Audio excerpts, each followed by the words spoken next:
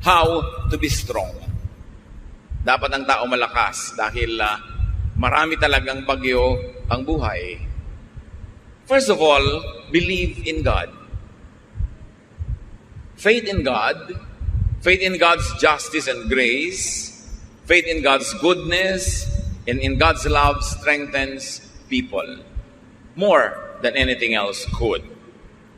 Pag ang tao ay may pananalig, may pagtitiwala, napakalaking lakas ang ibinibigay noon sa kanya.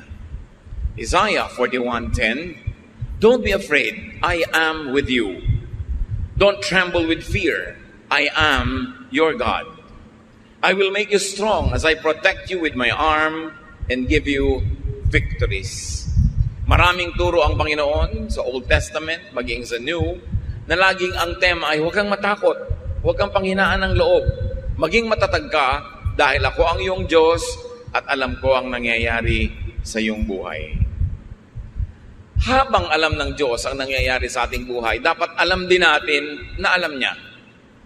Habang tayo ay mahal niya, dapat lagi nating maalalang mahal niya tayo. At habang siya naman ay handang tumulong, dapat huwag nating lilimuting nandyan siya. Hindi nawawala ang Diyos, pero kung minsan ang ipinanghihina natin ay yung kawalan ng pagtitiwala o pagkalimot kung sino ang Diyos sa ating buhay. Jeremiah 17:7-8, "But I will bless those who trust me. They will be like trees growing beside a stream, trees with roots that reach down to the water and with leaves that are always green. They bear fruit every year and are never worried by a lack of rain." Importanteng maalala natin yun na ang Panginoon ang pinagmumula ng ating mga iniinom, kinakain, literally and symbolically. At sinabi ng Panginoon na gagantimpalaan niya ang sino mang nagtitiwala sa Kanya.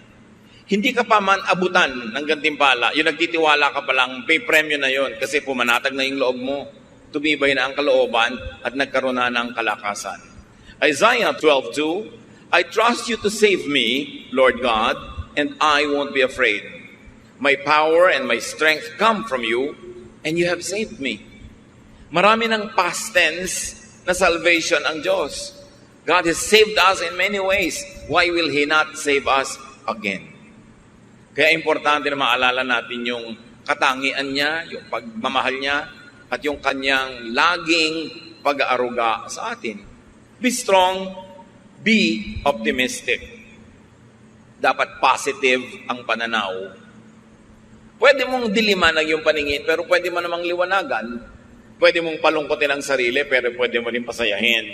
Pwede mong pahinain ang iyong loob, at pwede mo rin palakasin. Nasa sayo. A positive, believing worldview strengthens people.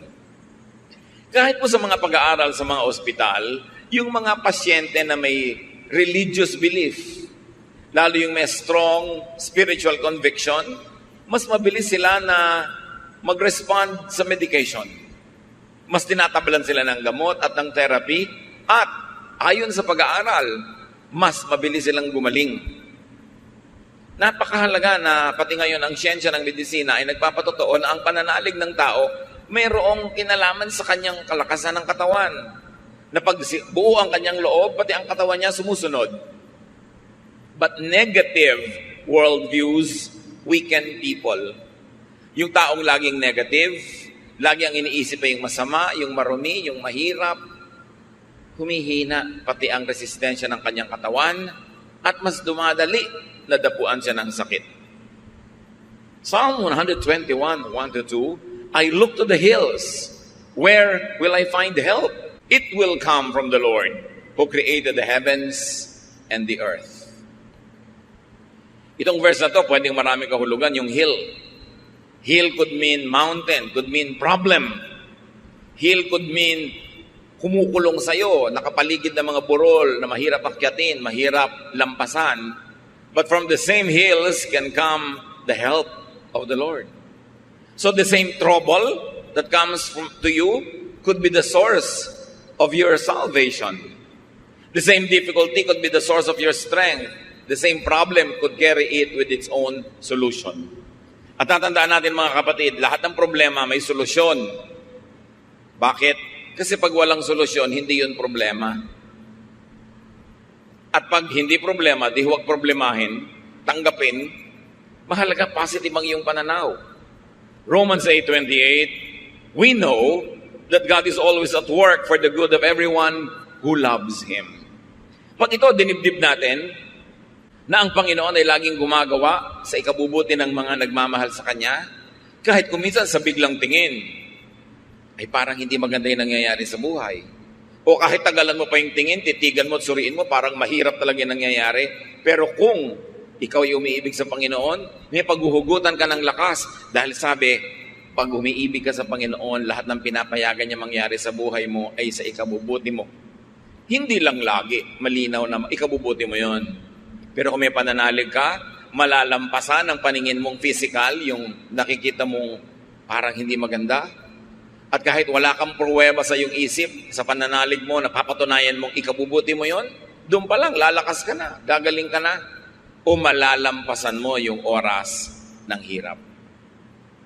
Follow people who model strength. Maraming mga tao sa paligid natin na pwedeng gawing huwaran. Ang gagawin yung huwaran sa buhay, yung mga matatatag ang loob. Yung buo ang loob, yung matatapang. Huwag yung mahihina. Pagka ang ating ginawang idolo sa buhay, huwaran, yung mahihina, walang ginawang pangharap sa problema kundi iyak, walang mangyayari sa'yo. Pero kung ang titingnan mo, yung mga strong characters, actually, sila yung madalas panalo. In fact, sa mga soap opera, sa mga drama-dramang kinawiwilihan ng marami, yung mga kontrabida nga ang laging enjoy sa buhay. Sila tong kitatatag ng loob, kititigas ng mga sikmura, pero sila ang nananalo, nakukuha nila yung pera, nakukuha nila yung boyfriend o girlfriend, nakukuha nila yung mana. Ang totoo niya, sa huling episode lang naman sila biglang masusunog o kakainin ng lupa o kaya ay kakagatin ng napakaraming langgam. Pero 55 weeks sa kanilang serye, siya ang panalo. Tapos ang lagi nating iniidolo, yung iyak ng iyak, yung laging talo, yung laging api, yung laging kawawa. Kaya ganun tuloy nangyayari sa buhay ng mga manonood. Dapat tibayan ang loob. At huwag kayong tumanggap ng advice, ng example na hindi nakakabuti kahit mukhang kawawa siya. Hindi mabuti sa tao yung kawawa. Hindi mabuti yung nagpapakawawa. Huwag kang mang-api, pero huwag ka rin pa-api. Psalm 1:1-2, God blesses those people who refuse evil advice and won't follow sinners or join in sneering at God. Instead, the law of the Lord makes them happy, and they think about it day and night. Yung advice, kahit hindi sabihin ng bibig, pero yung example ng mga laging api, laging kawawa, laging mahina ang loob, hindi magandang advice yun. Talo ka doon. Dapat ang tao matibay. Pinatitibay ng karanasan, pinatitibay ng kung sino ang tinititigan at tinutularan. How else do you become strong? Get and have supporters. Sabi nga nila, no man is an island. Hindi naman natin kayang pasanin lahat ng pasanin, lutasin ang lahat ng problema kung nag-iisa tayo. Totoo, kung maraming tao sa paligid mo, nadadamay ka sa problema nila. Pero nadadamay ka lang naman hanggang papayagan mo at hanggang kaya mo. Hindi ka naman kayang ubusin ng problema nila kung hindi ka papayag. Yung iba umiiwas makipagkaibigan, makipag-close friendships kasi ayaw nilang madamay sa mga utang, mga problema ng iba. Pero tandaan nyo, sa inyo naman problema, sa inyong pangangailangan, sa kahit paminsan-minsan lang pero dumadating na oras ng kahinaan, kagipitan, napakahalaga that you have a support system. Napakahalaga na may mga tao sa paligid natin na nagsusuporta sa atin. Pero siyempre, susuportahan ka lang naman kung supportive ka rin sa kanila. Kaya willing ka dapat to invest in human relationships. Yung human relationships, kuminsan abala yan eh. Abalang makipagkwentuhan, abalang makaladgadgat mayaya doon, pumunta sa mga event niya na hindi ka laging interesado. Pero isipin mo na rin na sa ikabubuti mo rin yon. Dahil darating ang panahon, kakailanganin mo ang iyong kapwa-tao. Ecclesiastes 4:9-12, you are better off to have a friend than to be all alone. Because then you will get more enjoyment out of what you earn. If you fall, Your friend can help you up. But if you fall without having a friend nearby, you are really in trouble. If you sleep alone, you won't have anyone to keep you warm on a cold night. Someone might be able to beat up one of you, but not both of you. As the saying goes, a rope made from 3 strands of cord is hard to break. Malinaw naman ang mensahe nitong Ecclesiastes. Mas mainam daw na may kasama, may kaibigan, may karamay, may kapartner, merong kang kasama sa iyong buhay. Mas pakikinabangan mo daw ang mga pinaghirapan mo. Siyempre, kung kakain ka, mas masarap na may kasabay kaysa nag-iisa ka. Kahit pa nga ilibre mo siya, kasabay ka naman. Kaysa hindi ka nga nagastusan, wala ka inilibre, pero mag-isa ka lang kumakain. At pag daw natumba ka, kung may kaibigan ka, may magbabangon sa'yo. Kawawa naman daw yung natutumbang wala man lang magbangon. Talagang malaking problema daw yon. At kung sa mga magiginaw na gabi, nag-iisa ka lang, baka mag-yelo ka, pero kung may katabi ka, your body heat can help each other, and you will survive. Kung nag-iisa ka daw, pwede ka sigurong bugbugin ng isang tao, pero kung dalawa kayo, hindi naman niya kayo kayang bugbugin pareho sa bahay. Ang 3 hibla ay tinitirintas at pinagsasama-sama ay higit na matibay kaysa 3 hiwa-hiwalay na hibla ng sinulit. Kailangan itong idiin kasi marami mga tao hindi sila willing to invest in human relationships. They are too engrossed with themselves. They like to have the resources only for themselves. Ayaw nila magbigay, ayaw nila mag-share, ayaw nila maabala. Pero mabuti lang yun habang ang tao ay bata at malakas. Kaya yung yabang nasa kabataan. Kaya mo magyabang, kaya mong manikis ng kapwa, kaya mo mag-isa. Kasi malakas ka pa eh. Pero dumarating ang panahon na humihina ang tao, tumatanda, na nakakatayo ka na lang nakakalakad dahil inaakay ka ng iba. Doon mo ngayon maiisip ang halaga ng magbuting pakikisama at pakikitungo sa kapwa. Dahil sino sa mga inapi mo, hindi mo ginawa ng mabuti ang magiging handa na tumulong sa'yo. Yun nga mga tinulungan mo nun, hindi rin lahat willing na tulungan ka. Lalo naman yung hindi mo tinulungan. Kaya dapat ang karunungan dumarating habang kabataan pa lang. Pwede ka magyabang pagbata ka eh. Kayang-kaya mo mag-isa. Pero hindi laging ganon ang buhay. Gusto niyo maging malakas sa oras ng inyong kahinaan? Na wala na talaga kayong lakas? Panghihiram kayo ng lakas ng iba. Kaya kung marami kang tinulungan, marami kang pinahiram, sakali namang di ka makalakad, akayin ka naman ng iba, yung lakas niya ang nagiging lakas mo. Kung di ka makakita, yung pananaw at paningin ng iba ang nagiging paningin mo. Hindi ka makagalaw dahil na-paralyze ka, yung braso, yung kamay ng iba ang gumikilos para sa'yo. In other words, may lakas ka pa rin. Bigay ng iba. Kaya huwag tayo dapat magkukulang sa pagbibigay ng lakas, lalo sa panahon na malakas naman tayo. Hindi naman natin ikamamatay tumulong. At yung lakas na ginamit mo ngayon, hindi mo naman kayang isave. Pag na hindi mo na nagamit yun today, wala ka nang paggagamitan nun. Bukas may ibang lakas, ang ibang mga gawain. Dapat ang tao may kaibigan. At hindi tayo dapat maging maramot na yung ating mga mahal sa buhay ay makipagkaibigan sa iba't ibang tao. Kumisan kasi may mga magulang, may kapatid na sobrang mga seloso. Ayaw nila na yung mga anak nila ay nakikipagkaibigan kung kani-kanino. Sabi nila, tayo-tayo na lang na magtulungan dito. Pero yung magulang hindi naman lagi nandyan. Tumatanda, binabawi ang buhay. Sino ngayon ang kasama ng inyong mga anak o apo? Kumisan, mayroong mga sobrang conservative na mga pamilya. Ayaw na maipaligawan ng kanilang mga anak. Ayaw magkaroon ng boyfriend hanggang nagtandaan na. Wala tuloy mga partner sa buhay. O pagtatanda nun, sinong kasama? Yung mga mahihigpit na matatanda, yung higpit ng higpit, kaya nyo pa bang samahan yung mga anak nyo at apo pagka sila na lang natira? Pero pinagkaitan nyo na makadevelop ng mga relasyon. Kaya dapat hindi tayo ganun. Hayaan natin na yung mga tao makadevelop ng mga kasama nila. Hindi naman natin masasamahan habang panahon. Pero darating ang panahon na kailangan nila ng kasama. It's important. At kung kayo naman ay halimbawa biglang nagka-boyfriend, nagka-girlfriend, nagka-asawa, huwag niyong biglang lilimutin ang inyong mga kaibigan, mga kamag-anak, dahil meron na kayong papa na ipinversion. She is clothed with strength and dignity. She can laugh at the days to come. Why can a person laugh at the days to come pag may pera siya? Pag magpapa-hospital siya, hindi siya nag-aalala. Pagtatawanan lang niya yung ospital. May pera ako. Sige, i-confine niyo ako sa magandang kwarto. Pero pag wala kang pera, pwede ba dito na lang ako sa koridor? Diba?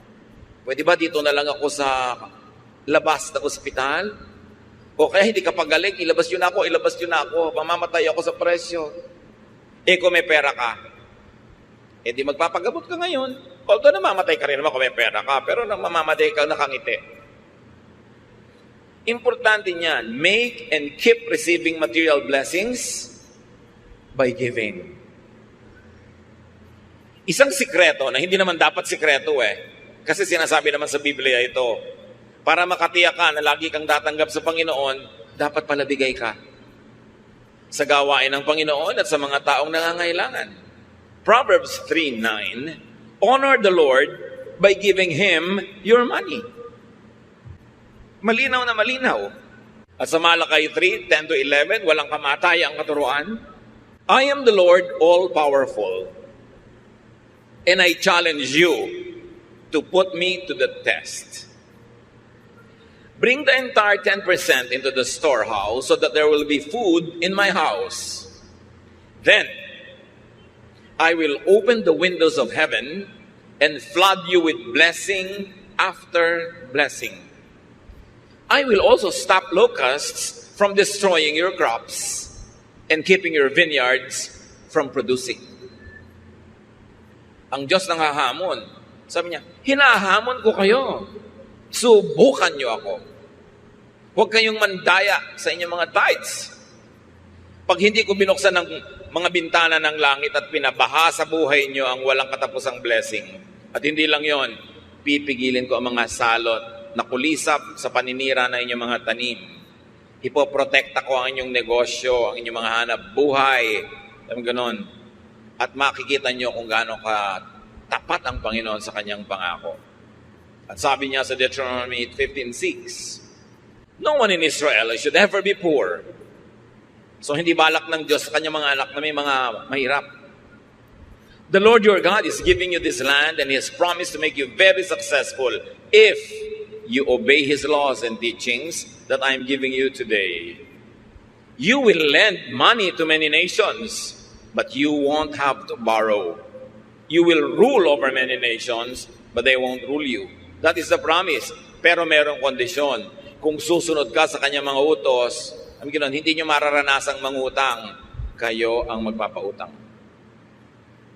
Hindi nyo mararanasang mangamuhan, kayo ang magiging amo. Pero may kondisyon. Maging tapat tayo sa Panginoon, maging generous. Alam niya kung paano magsukli sa ating buhay. Isa yan na hindi natin naaalala na madalas, na isang napakalaking insurance, savings account, yung ikaw ay giver. Ikaw ay generous, even to people that are not close to you but who are needy. Bawat bigay mo sa nangangailangan, bawat bigay mo sa gawain ng Panginoon, ang Panginoon na magsusukli.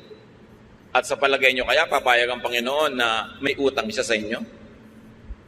Oras na ikaw ay nagbigay, lalo kanyang bibigyan kasi hindi naman pwedeng mas marami ka pa ibinigay sa kanya, siya ang Diyos.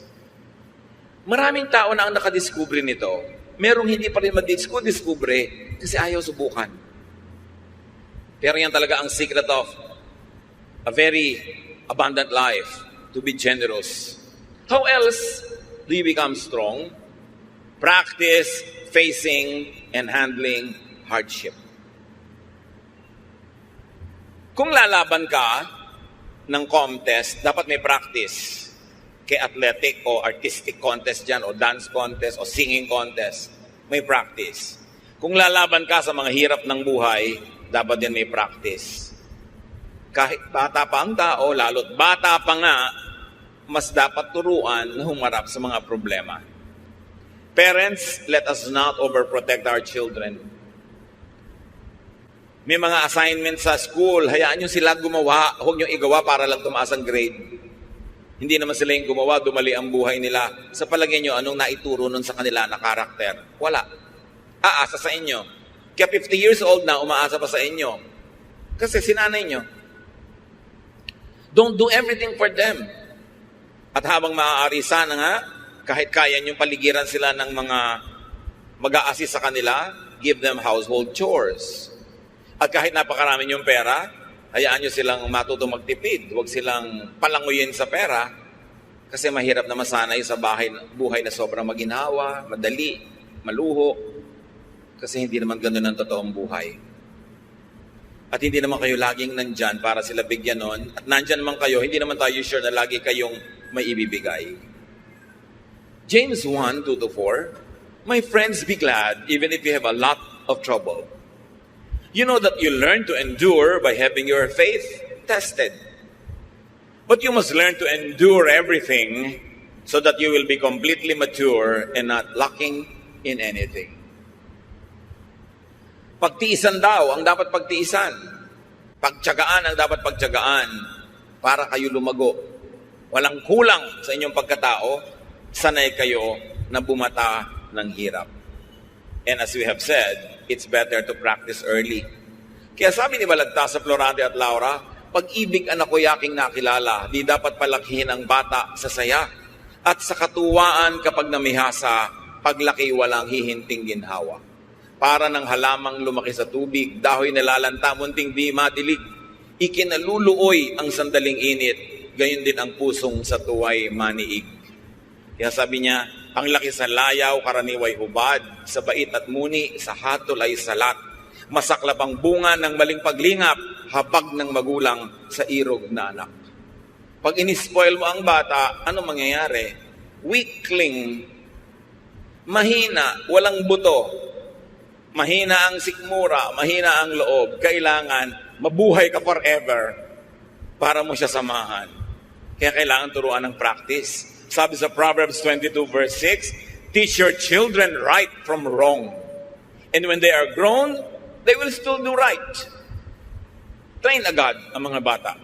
How else do you become strong? Do not overly depend on others. Lahat ng tao, binigyan ng Diyos ng lakas. Huwag kang laging manghiram ng lakas ng iba. Huwag kang laging umasa, sumandal. Dapat gamitin mo at pag-practicean mong gamitin ang iyong sariling lakas. Why? Because dependence means weakness. Habang umaasa ka, mahina ka. What happens when you are financially dependent, emotionally dependent, functionally dependent? You are weak. May mga asawa na binubugbog, pinagtataksilan, halos ay lapastanganin na lang ng husband, hindi makahiwa-hiwalay, hindi makabuo ng sariling buhay. Bakit? Walang hanap buhay. Walang sariling income, walang pera, walang savings. Kaya nilululo na lang ang lahat, pinagtitsagaan ang lahat. Pero kung may pera lang yun, matagal nang nawala. You see, iba yung may pera. Kaya pag may mga magpapakasal, lalo mga babae na mukhang palikero pa, mapapangasawa, ang advice mo agad, iha, magtrabaho ka.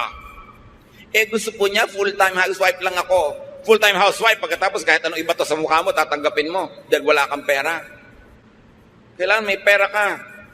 O kaya kung siya ang nagtatrabaho, nasa pangalan mo savings. Para meron ka maipagmalaki.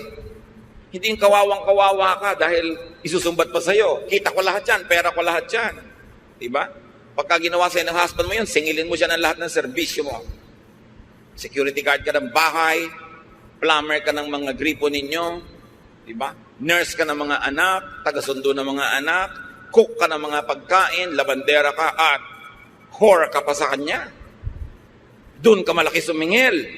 Diba? Lakihan mo singil para hindi akala niya siya lang ang may kita. Pag binayaran nga ang housewife sa bahay, kulang pa yung sweldo ng husband eh.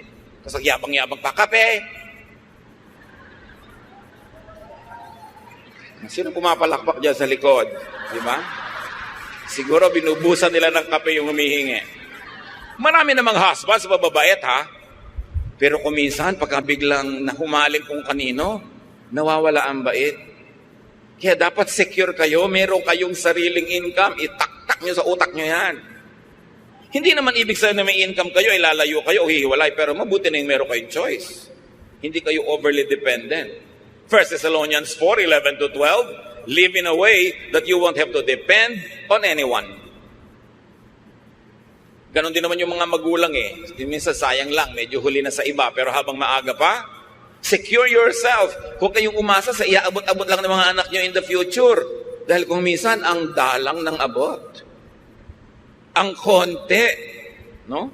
Napa-hospital ka ng 7 araw, bibigyan ng pambili ng medical. O eto po, pandagdag. Ha, pandagdag? Ang liit naman yan para ipangdagdag. Pero paano kung umaasa na lang kayo dahil wala kayong isinubi? Be strong. Do not overlove or overneed anyone. Love mo, yes, but do not overly love. Kaya nga sabi ni Lord, unahin mo siyang mahalin kahit hindi iba.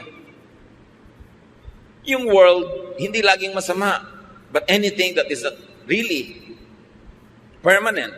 Sabi sa 1 John 2:15, do not love the world or anything that belongs to the world. If you love the world, you cannot love the Father. Yung nagmamahal, ilagay niyo sa lugar. Pag sobra kayo nagmahal, talo kayo.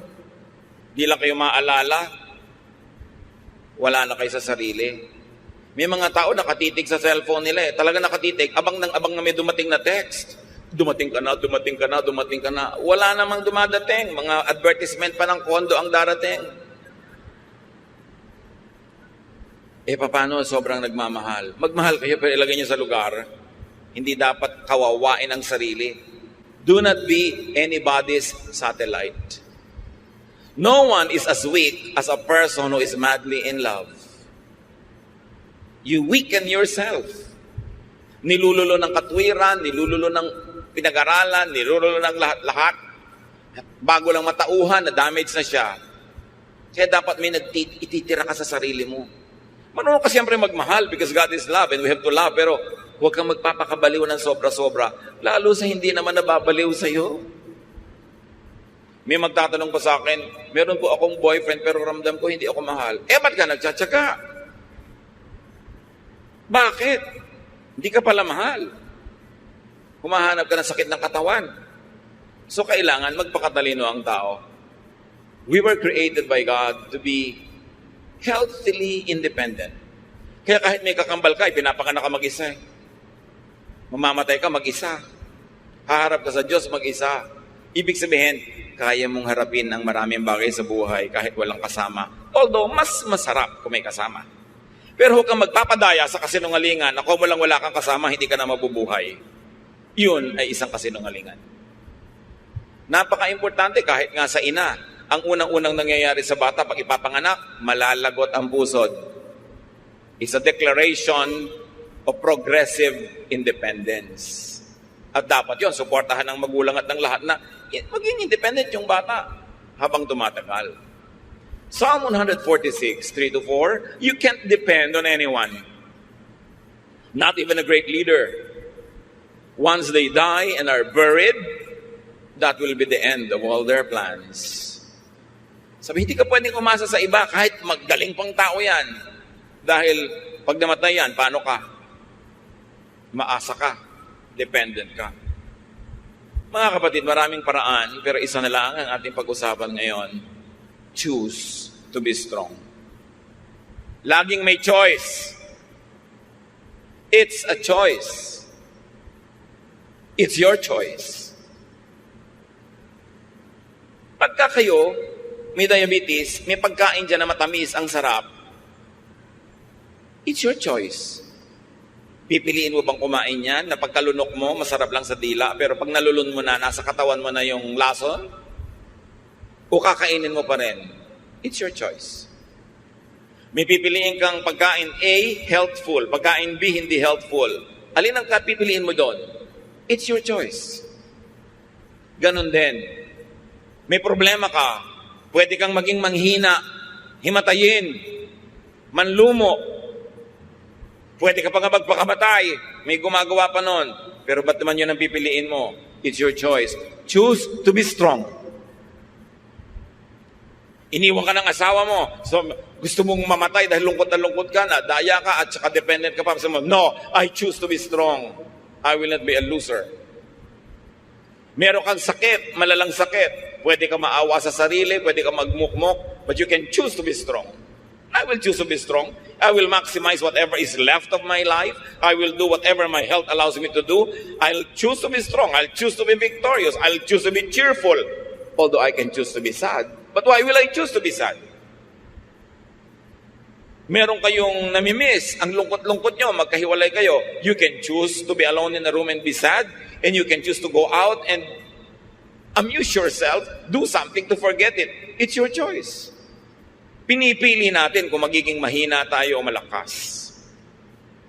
2 Corinthians 4, 8 to 9. We often suffer, but we are never crushed. Even when we don't know what to do, we never give up. In times of trouble, God is with us. And when we are knocked down, we get up again. Natumba ako, yes, pero hindi ako papayagan na tapakan ako ng lahat ng dumadaan. Tatayo ako uli. Nadaya ako, yes, pero may buhay pa ako, babawi pa ako. Hindi ako magmumukmok sa buhay. 2 Corinthians 4, 16 to 17, we never give up. Our bodies are gradually dying, but we ourselves are being made stronger each day. These little troubles that are getting us ready for an eternal glory that will make all our troubles seem like nothing. Ang ganon, hindi tayo susuko. Yung mga problema na yan na ating kinakalaban, magiging trophies yan later. Bawat bato na ihahagi sa atin ay magiging monumento. Bawat sugat ay magiging tropeo if you choose to be victorious. Kaya sabi sa Deuteronomy 3:31-6, be brave and strong. And the Lord Jesus echoes that, have peace, do not be afraid. Pag nangihina kayo mga kapatid, pinipili nyo lang yun. But sometimes hindi tayo aware. Hindi tayo aware, ipinapakain natin yung ating lakas sa mga negative forces. Joshua 1:9, I've commanded you to be strong and brave. Don't ever be afraid and discouraged. I am the Lord your God, and I will be there to help you wherever you go. God's people are strong and brave, not weak and afraid. Hindi ganon. Dapat ng tao lakasan ng loob. 1 Corinthians 16:13, keep alert. Be firm in your faith. Stay brave and strong. Wala kayong kaharap ngayon o haharaping problema na hindi na nakaharap ng mga tao noong unang panahon pa. Walang bago sa mundo. Walang bagong problema ang hindi pa nadinig ng Diyos na idinaing sa Kanya ng mga tao. Walang bago. Therefore, lahat yan may katapat na. Lahat ng kahinaan ay may katapat na lakas. Ang lahat ng tanong ay may katapat na sagot. Pusali man ay may katapat na langit, sabi nga ng matatanda. So huwag tayong lagi na lang mag-awa-awa sa sarili. Huwag laging magpaawa sa kapwa. Kumusta ka? Eto, kawawa naman ako. Eto, mahina ako. Eto, may sakit ako. Ang dami mo nang mapipiling ibalita. Kumusta ka? Pwede mo sabihin, wow, ang saya ko, nagising pa ako ngayong umaga. Pero pwede mo sabihin, ang taas-taas nga ng BP ko. It's your choice. Anong gusto mong topic? Pero mga kapatid, ang laging gusto nyong topic ay yung kayo mahina, kayo kawawa, kayo walang pera, mapapansin nyo, pakonti ng pakonti ang gusto makipag-usap sa inyo. Sino naman ang gusto makipag-usap sa laging daing ng daing? Yung kausap nyo, marami ring dapat idaing, pero hindi lang niya idinadaing. May problema siyang dala-dala, tapos itatambak nyo sa kanya yung problema nyo. Dinadoble yung dala niya para lang gumaan ng pakiramdam nyo. Sa palagay nyo, tatagal lang kayong kausapin ng kapwa. Choose to be cheerful. Hindi laging dumadaing. Strength from the Lord, from others, and even from within yourself. At napakahalaga mga kapatid, because we are cognizant that many people are suffering, strengthen others. Kahit kayo may dala, may hirap, mayroong mas malala ang kalagayan sa inyo, mag-minister pa rin tayo, maglingkod, strengthen them. And do not make people weak by solving all their problems for them, by making them over-dependent.